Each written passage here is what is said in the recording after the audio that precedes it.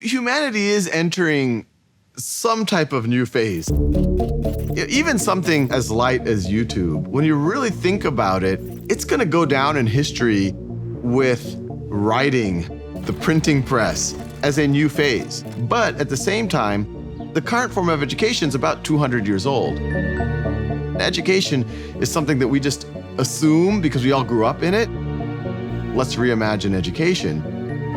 Let's imagine what schooling could and should look like, given the needs of the future and also the tools at our disposal.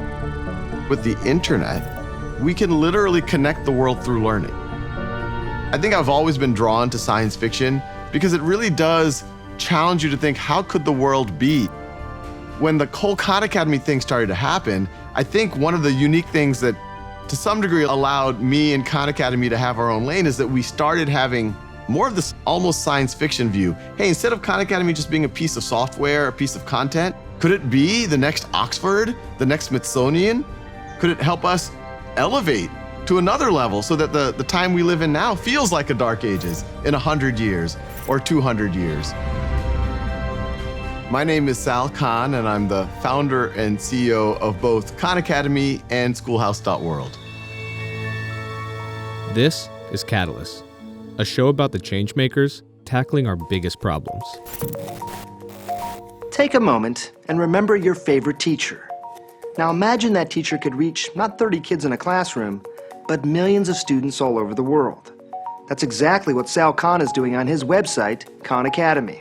Back in 2004, my family was visiting me in Boston, and my aunt told me that my cousin was having trouble in math. And when I asked Nadia what was going on, Nadia said, "I'm just not a math person."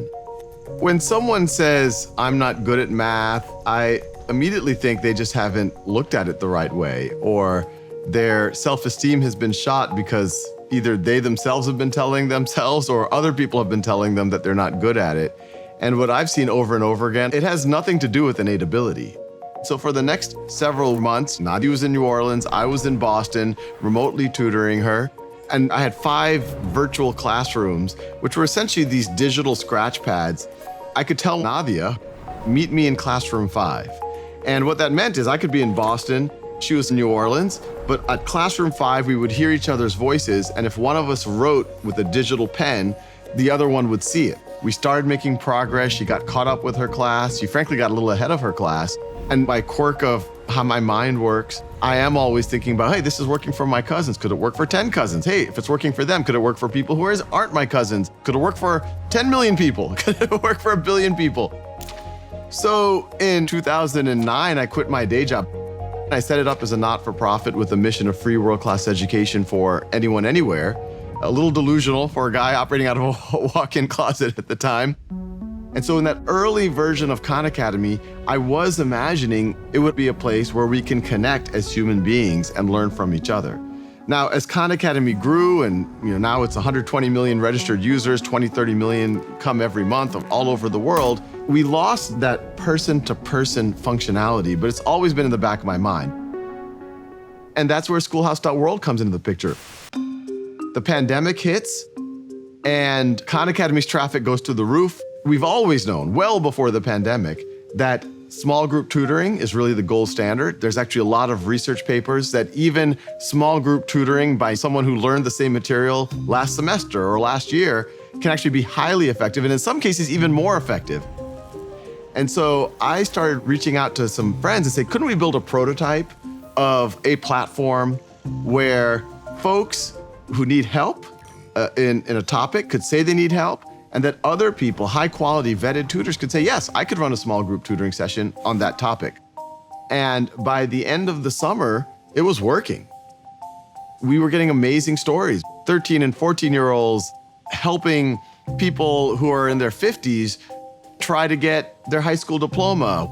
We're seeing people in very disparate conditions, economic strata, life stages, cultures, being able to connect and empathize with each other around meaningful work that matters for both of them. We were seeing that it is actually possible to scale up tutoring by leveraging people's willingness to do good for others. When Schoolhouse.world started, I thought the game-changing aspect of it would be that we have figured out a way to scale high-quality tutoring. But I actually think the real game changer is when we're able to connect with other human beings, when that other human being genuinely says, thank you, you just changed my life. You just unlocked my mind. I will never forget what you just did. What do you think education will look like in 1,000 years? I like to think on multiple scales. To answer your question, 1,000 years, I don't know. With CRISPR and genetic engineering, we might be able to download knowledge, take a pill, who knows? We'll be in some virtual reality assuming humanity keeps progressing. But I think over the next, let's call it 30 to 50 years, I think we're gonna have a world where anyone on the planet is going to have access to all the core academic material and non-academic material they need to be a fully actualized person. Thanks for watching. To learn more about the change makers driving innovation in education, visit standtogether.org.